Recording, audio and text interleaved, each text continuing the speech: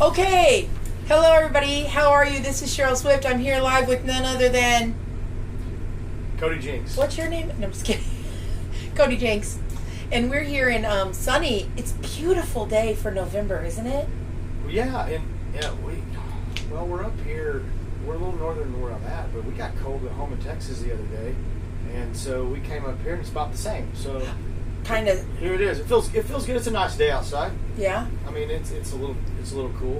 A little chilly. I got the hoodie to put on later because I don't know if the ice is in the arena we're going into tonight or not. It could be cold on the floor. It could be nice on the floor. Who knows? You know, it was pretty chilly in there where we did. I bet the ice is in. I bet the ice is there. We're in a hockey arena tonight. Yes, we're at Grossinger Motors in Bloomington, Illinois. But they won't see this till next week, so that's all right. It's irrelevant. So I heard you had some trouble getting here last night. Maybe a little bus problem. Yeah, buses are fun. We had a bus go down, and so we had to get half of our band and the remaining part of the crew here this morning. By other means, SUVs were involved, I was told. So. Yeah. It wasn't this. Obviously, it wasn't this bus. Wasn't this one? The other bus. It was the other bus, and so that one's being towed right now, and that's life on the road, huh? Life on the road. So, but everybody made it here. Everybody's healthy and well and okay. So buses break down. It's part of the game. Part of the game. Yeah. It's part of the game. Yeah. Speaking of the game. All this new information coming out about how your management team has become fully yours with your new management team and Late August Records. Can we talk a little bit about how that came to be and how exciting it is? Oh man, it is exciting. I'm super excited about it. I'm working a lot. Yes. Even on days off. I don't have days off anymore. No. But it's a lot to manage. But it came to be through a series of events that. Many of which were out of my control, some of which were in my control, and I was trying to make good decisions. And I have a lot of people to look out for. I employ a lot of people, so taking it back into my own hands, and not saying I'll never have a manager again. Right. But right now, I need to take care of myself first, and my family, so I can take care of my road family and my office family and my warehouse family. All the people that I work with. So I have things to get in order. But on the flip side of that coin, it's kind of like Owen Wilson's part. Armageddon, where they're about to launch, and he goes, I don't know if I'm 90% scared and 10% nervous, or 10, Yeah. Am I ready? I don't know, but we're gonna jump. That's what makes it so exciting.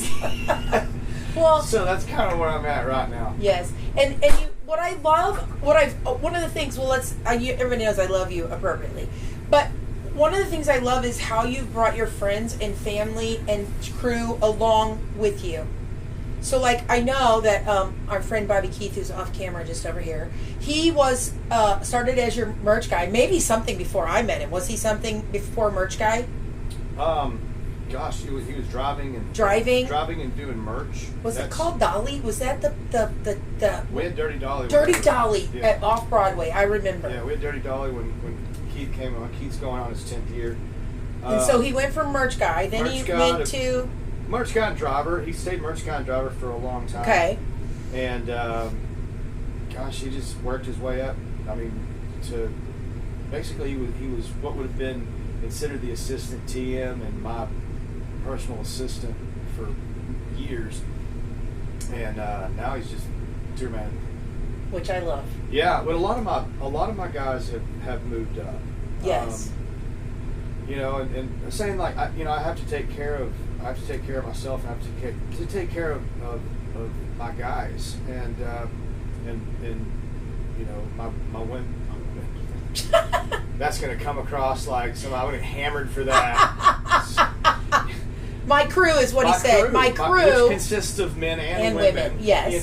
So I have to take care of. I've had a lot of people to take care of. And, yes. And it's only grown over the last, like, grown. I don't know how many years I've known you, 8 or 10. And it's like your buses. First we went to Dirty Dolly. Then you went to that cool, like, looked like a car hauler thing. I don't know what we call that. Then we went to one bus. Yeah. Then 2. Are we up to 2 buses plus the 2 buses merch? and an 18-wheeler. We're about to go 3 buses and 2 18-wheelers. Seriously. Yeah. So, in your day-to-day, so now Bobby Keith is your new tour manager. Correct. And who is your now new management team? Where is everybody sitting? Talking about the guys I moved up. Yes. Logan Hacker has been. Logan started out as our monitor guy. Mm-hmm. How long ago, Keith? 7, 8 years ago? Six, maybe 6. I was going to say, I've known him for, yeah. Ago,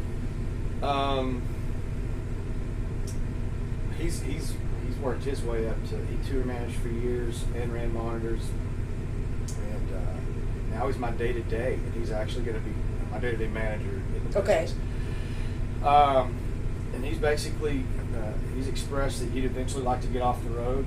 Oh. And then just fly out for big stuff, you know. Right. And, you know, Keith's been on the road with me a long time, so he's got this, you know, this thing out here. But, yeah, you know, we call Logan Hack. Hack's been, you know, I've trusted Hack for years and years and years, doing all kinds of things within the organization. So he was an obvious choice to go to my day-to-day manager. Right. And when I say, like, I don't have a manager, you know, my day-to-day manager makes sure the 30 people that you know we have on our team are taken care of. Are taken care of, and you know, working cohesively.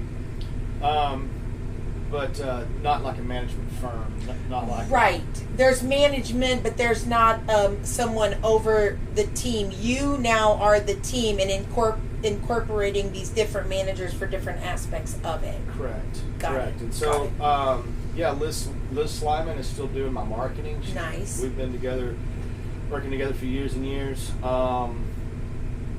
Malia Barrett is running Late August Records. Nice.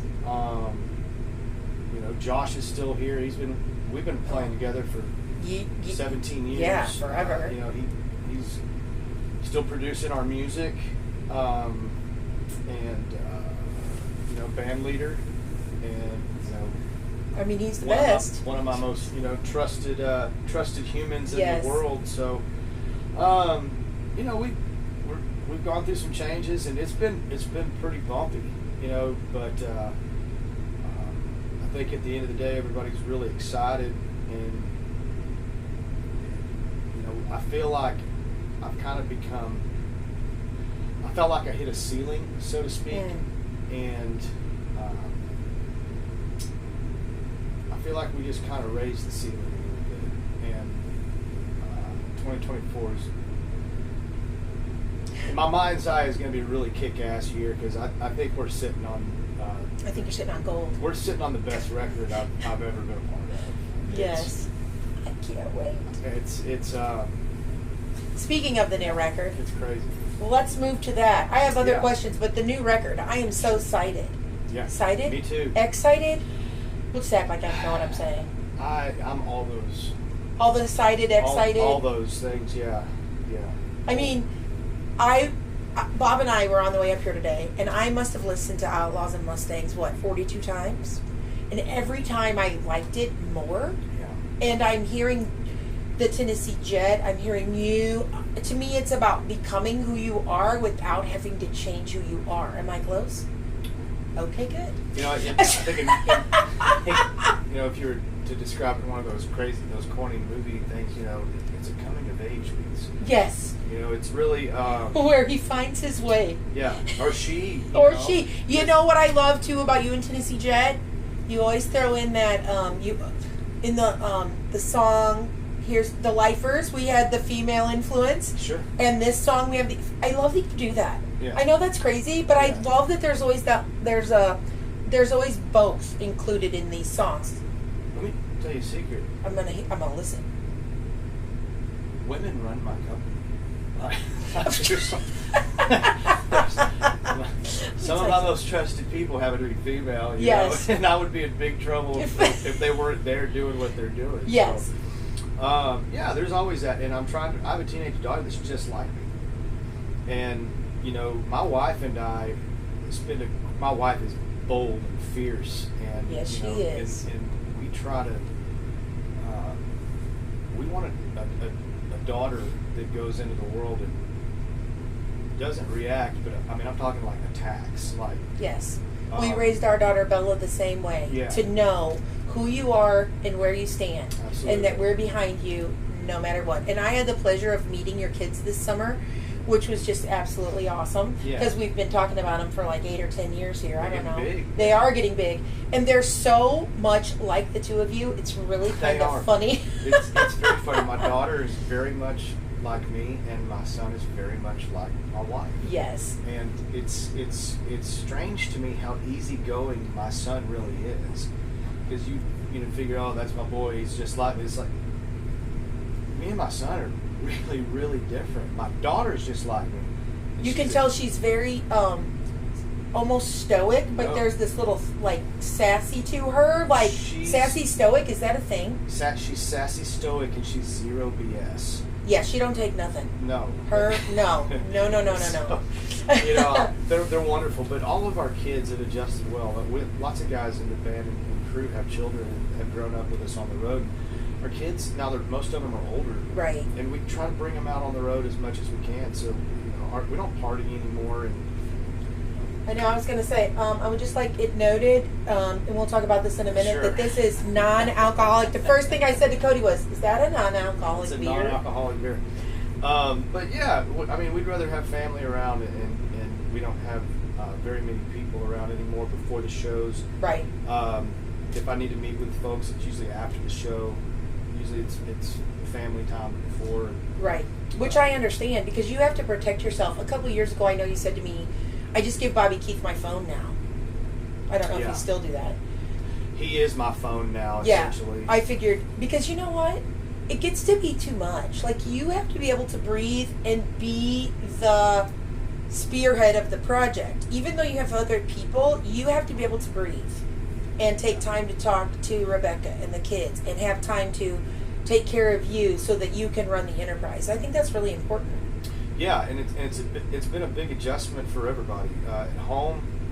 You know, my entire crew, you know, band and crew and office folks, and we're still getting used to this new thing, because again, we're in uncharted territory. My whole career has been uncharted territory, and you know, we just turned a page and we just started another chapter. It's a complete blank slate.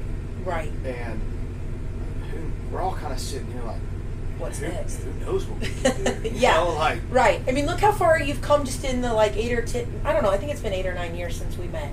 Yeah. It's a lot. It's a lot, and it's cool. It is so cool to watch someone go from off Broadway to now this coming summer stadiums with Luke Combs, Red Rocks.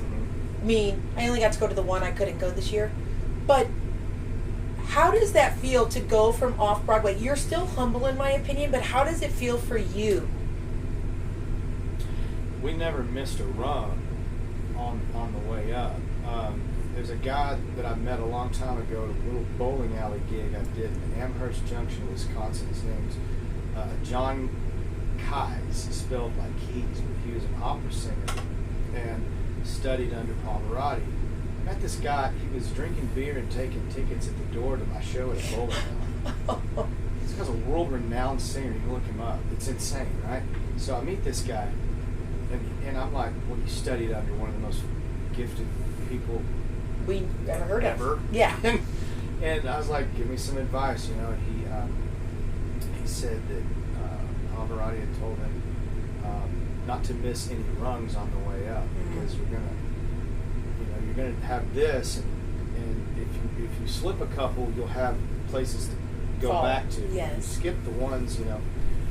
There's a saying about the asses you kiss on the way down, and you know. So, you know, we never. And actually, I called John last year just to reach out. It's been a long time since I'd seen him, and I just remembered that, and so I called him one evening and got to visit with him and said, "Man, I'm taking that with me," you know. But yeah, we didn't miss any rungs. We played everywhere. Dave, our drummer, and I were laughing recently.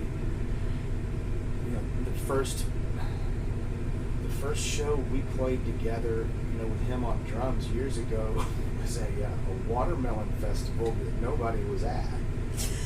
And I remember thinking, man, this guy's incredible drummer. And everybody's kicking their watermelons and they're not listening to us. This guy is going to be like, I don't know if this is a gig for me, man. Like, hey, we're playing a watermelon festival, which is cool. I played a lot of watermelon festivals in my day. You have to, right? Sure. But I just remember thinking, man, this is... Boy, I hope the next gig is better. Right. But now... We've come a long way. We've come a long way. And, it's been beautiful to know you and see this happen as both... I would consider you my friend now. Sure. And as a fan. But I'll tell you what I'll try not to cry. But this summer, Bob and I, was our 30th wedding anniversary, and I said, you know where we're going? Amen to y'all. We made it. And we're gonna stay this way, we decided, right? Yeah, I love it. I said, where are we gonna go? I said, how about the Foo Fighters? Cheers. Taking a drink. Cheers. To the hard stuff. I said, where should we go? And I said, oh, look, Cody's playing with Joan Jett, the Foo Fighters, Green Day, and we thought at the time, was it Social D. So Bob says, well, where else will we spend our 30th anniversary with Cody Jinks? I was like, duh. So we go to Milwaukee, right? And it was one of the best festivals I've ever been to. Harley Davidson's 120th festival was the best put on. I haven't been to a festival that well put on in a long time, personally. Yeah. But to get to see you standing watching the Cult and Green Day was unfathomable to me.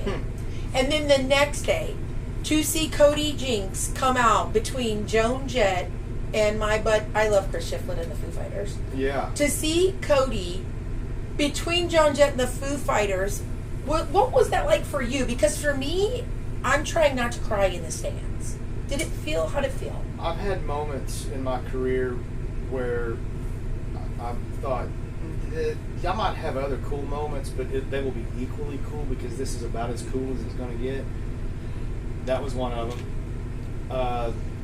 The day Randy Travis walked out on stage and surprised me, that was another one. Yes. I mean, it's hard to top that. There's when I found out, the first time I went platinum, that was a big surprise. So yeah, it's golly, getting to sing Sunday Morning Coming Down with Chris Christopherson, that was one. I was there for that, and I was sobbing because he's, with him and Merle Haggard and George Jones, my kings of country. I was like, I can't believe I'm sitting in Texas watching Cody and Ward with Chris Christopherson. It was literally mind-blowing for me. Yeah, kind of like Joan Jett and the Foo Fighters. And Chris stood side stage while we were playing, which was super cool. I knew I wasn't going to be able to see him, so I saw him over there, and I ran over between songs, gave him a real quick hug, and then ran back out, Yes. And, those guys are busy. Everybody's busy. Festival days are just... Festival days are crazy. They're crazy. But, having Joan... The highlight of the day, and I wrote about it, yes. Was watching my daughter meet Joan. That was spiritual. See, that makes me want to cry because I did cry, and I still think about that and get choked up, dude. That you want to talk about people are like, oh, it's rock and roll, and it's those people. It's those people. Let me tell you something about those people. You've never seen love like that, man. Nope. It's beautiful. So yeah, it's crazy. She's definitely, as a woman who loves rock and roll, one of my heroes. And I was so hopeful you guys were meeting her backstage. And when you wrote about it, you can ask Bob. I started sobbing because, I know Shiflett and all those, but Joan Jett is a living legend that we've all loved forever and ever. And so yeah, that was really exciting for both me to get to see and to know you were having that equally cool experience as a performer backstage. Yeah. I got to I got to watch, Joan. I don't know what she told my daughter when she was whispering in her ear. It's not my business. I've never asked. My wife never asked. But whatever it was, they had a moment, and it was so beautiful.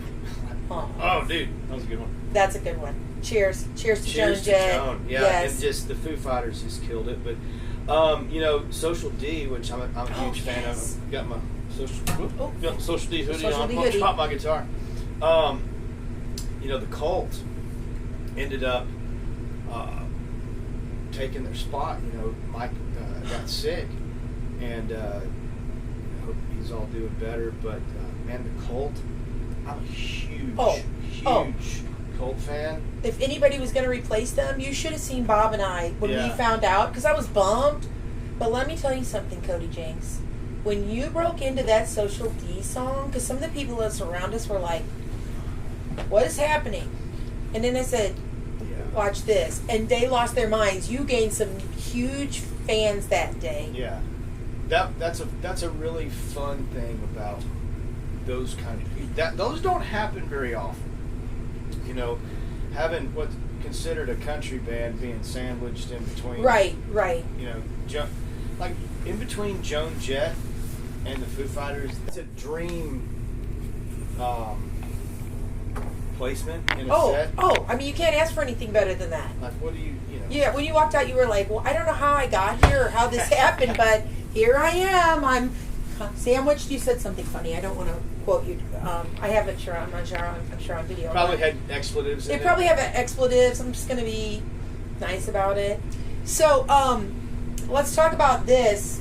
When did this decision come? This non-alcoholic decision? When did we make the non-alcoholic beer decision? 76 days ago. 76 days. Yeah, it was. I didn't even mean for it to happen. We were. I went to see Pantera and Metallica. They are in St. Louis tonight. They were there. They played last night. Yeah. Night off tonight. Playing tomorrow. Yeah. My brother is losing his mind. Yeah. He's so excited. So for my 43rd birthday, on the day of my 43rd birthday, it was Mammoth. Oh. Which they killed it. Yes. Wolfgang. Like, Oh yeah. Man, that guy's a monster. Just killer singer. And talk about. He's got it in his blood though. So Yeah, it kind of comes natural. Comes natural that guy. But and then Pantera, which being a Fort Worth boy, those guys are one of my favorites. And then of course Metallica is Metallica. Yeah. And then Rita Haney, Dime's girl. Oh yeah. She ended up stopping by our suite, and I had quite a bit to drink that evening. And got home, like that was the day of my 43rd birthday. Got home. The next day I had a couple of beers. It was on a Sunday. And I woke up that next Monday morning. You can ask my wife, man. It made her just do like a thing. I woke up and I got out of bed and I looked at her and I go, I think I'm done drinking. You pulled a Forrest. Forrest Gump. Forrest Gump. I think I'm done running. I think I'm done. Like I'm tired. I'm gonna go home now. Yeah, I got up and said I'm done. I drank all of it. And she was like, why? I said, what? Like what? Great, but like, what are you talking about? I was like, I drank it all. You're like, I'm done. If it was there, I drank it. There's nothing I haven't drank. I drank all of it for years and years and years. Jack Daniels and I broke up like that one morning. Me and Chris Christopherson Sunday morning coming down. I was like, woo! Yeah. You could ask Bob. One day I said, I can't drink another drop of... Now, I still occasionally have a glass of wine or something, but I can't do it like I did when I was a kid. This is all I'm going to need. Yeah. There's this guy who wrote a song about it. Yeah. So, yeah, I get it. And how do you feel about it? How are you feeling? I feel good. I physically don't feel much different. I mentally do. Like, You feel clarity? a lot. I'm a lot more. Like I'm sharper. Mm-hmm. And that's. Well, that's, congrats on accidentally stopping drinking. Doing a Forrest. I do all kinds of weird shit, Yeah. man. I accidentally quit drinking. I don't know how that. You're like, I don't know how it happened. No, I was done. So, I think too, what's really great about it is that the clarity is probably, I'm going to say most likely, what you're going to need for this next phase. Well, it is. So it works well into what is actually what it's becoming. Yeah. You're becoming with it. I'm definitely going through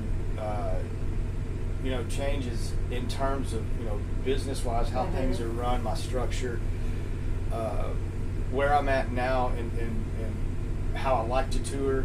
No more than 60 days a year anymore. Right. I love writing the aspect of. I'm a writer first, Yes. So I'm trying to help write for other people now as well, and me and TJ just got 2 cuts on the new Sawyer Brown record. Yeah, that's just fabulous. And so just concentrating on writing and running my organization and making sure those people are taken care of. But first off, I had to start taking care of myself better. You got to put the oxygen mask on first. Yeah, and then you got to make sure everybody else is okay. Put your oxygen mask on oxygen first. mask on, and have started focusing more on family. Yes. And that's been because the out here stuff doesn't work unless the at home stuff exactly is working. Because once you pull the string, it all unravels. It does, and so our families have always been supportive, but being really family centric, like I was saying a while ago, having our families out when we can and focusing on them. So when we do come out here, like, we have peace and we're just coming to do our job. And, right. And we slowed down a lot. Well, that's none of us are getting any younger either. No, we don't. We want to do this for a long time. Right, and so we got to take care of ourselves. Yeah, at least start to. At least start to. So let's talk about this new album. Yeah. Outlaws and Mustangs. Yeah. Outlaws and Mustangs, first single. Love it. I love it. Where did you record it? We recorded several different places. We started out at the Castle. Oh. In Franklin. And love it. We did the first 2 sessions. We did 4 sessions from November. We started recording a year ago. Oh, so a year ago this month. Uh-huh. Okay. We did the first 2 sessions, one in November, one in January. Okay. Of 2023. And we went back in March or April, and we couldn't get the Castle back. Okay. It was booked, so we went to a place called Phoenix, and we cut 2 songs there. I think we were only there for like 2 or 3 days, and I just wasn't vibing there, and so we moved to a studio called Moxie. Okay. And it's got a little more room there, and more bucolic. There's forest and places to go walk around, and not just. Did you miss the ranch? Did you want a different vibe? No, really, because I started Late August Records, and I do a lot more business in Nashville now. Yeah, makes sense. So it made sense to record this record out there. I will go back to Sonic Ranch and record again. This record, it made sense to do in Nashville. I get that. But 2 sessions at Moxie. We had everything in the can by June. Oh, wow, okay. Or, no, in June or July. And so, we just dropped the first single, Outlaws and Mustangs. And, oh my gosh, I didn't realize how different the song was than what we know, the kind of stuff it's very different. And that I said that to Bob today in the car. Yeah. I said, I could feel Jake. I could feel this. You know how, you have this rock and roll side, right? Oh, yeah. Right. Absolutely. We have the caned by nod side. We have the unchecked aggression side. Yeah. And I felt like there was a different level of self-expression. This record, I think why it's so great is it's ours. Everybody's personality shines on this record. This whole record. I could feel it, and I've only heard the one song. I don't have any pre-releases, people. You haven't.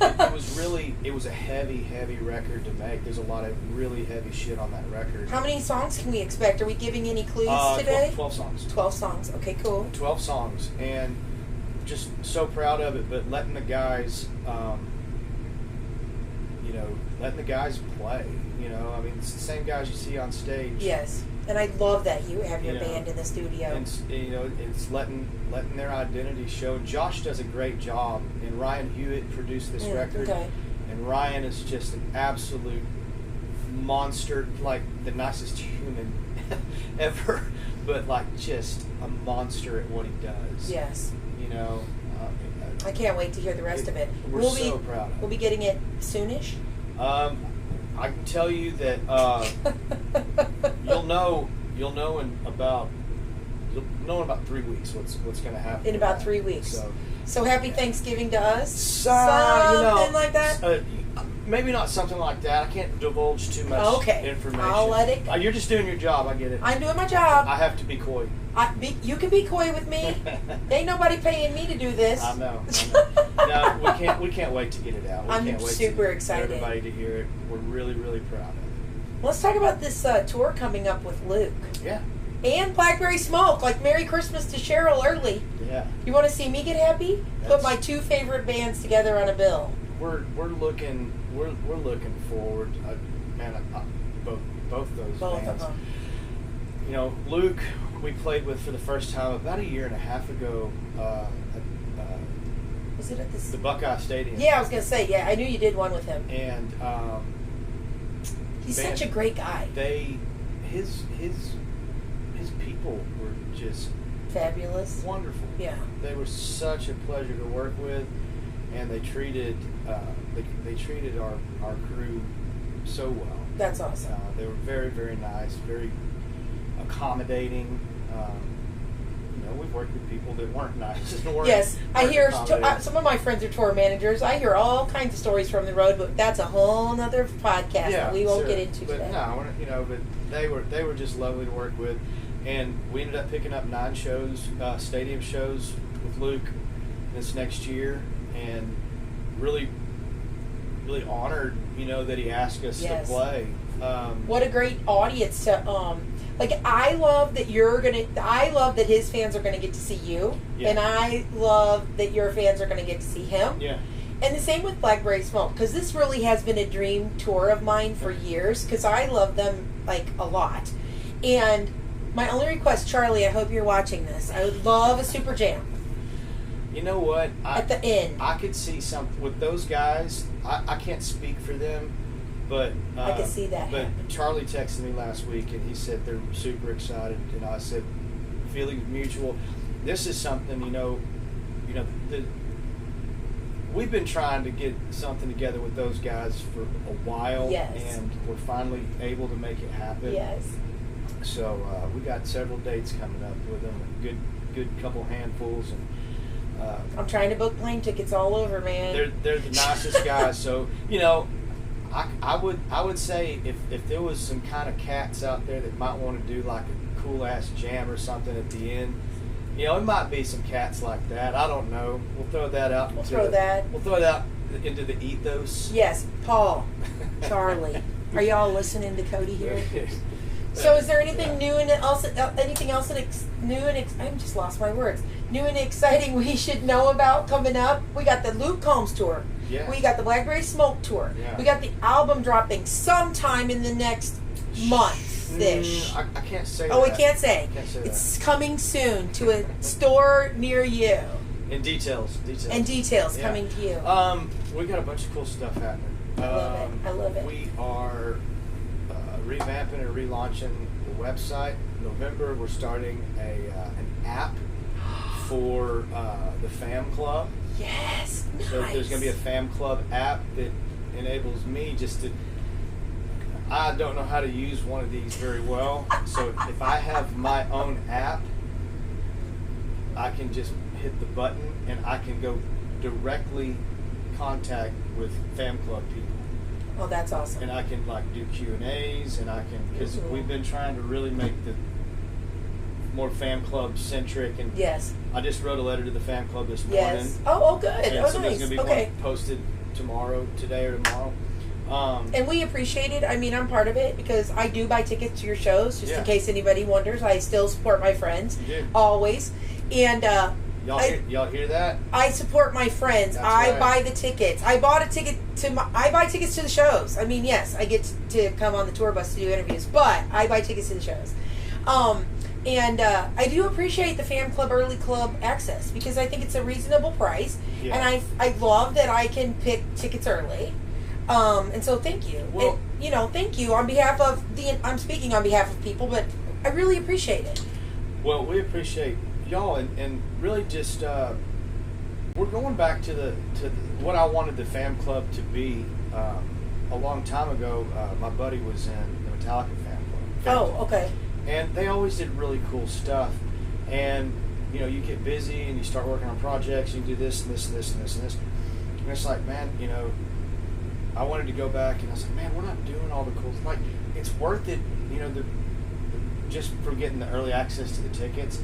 But I wanted it to be more interactive. I wanted it to be, like, have better access to me have closer access. And I can't even tell you what we're doing, but we're doing some really funny stuff. Okay, I won't ask any more questions. It's like fam club. Like Keith, he's over there laughing because Bobby Keith is laughing. He knows what I'm talking about. Like, am I going to be happy, Bobby Keith? Oh yeah. Oh yeah, Cheryl's going to be happy. We're doing some really fun stuff that's really fan centric, and I love it. We have some stuff on there called Hi Jinks, and I'll just leave it at that. I can only imagine. So we're going back and kind of going back to the model of this needs to be fun. Yes. In every aspect. And I appreciate that, and I know your fans appreciate that, because people talk to me about you because they come to the website, and as I always say, I'm so thankful for you for changing my life with the interviews and trusting me. It really did change my life, and I'm so thankful to you for that. And I love that you trust me, and I am grateful and more appreciative than you'll ever know for you letting me do this, because it means the world. Yeah. So I'm going to wrap this up because he's got other things to do. And like Cody's run busy. businesses and run businesses. Find out where my second bus is going to be towed. Yeah, there's all that. So I'm Cheryl Swift, Duchess of Rock and Roll. This is Cody Jinks. You can check him out at CodyJinks.com. You can check me out at DuchessofRNR.com. Peace, love, and rock and roll.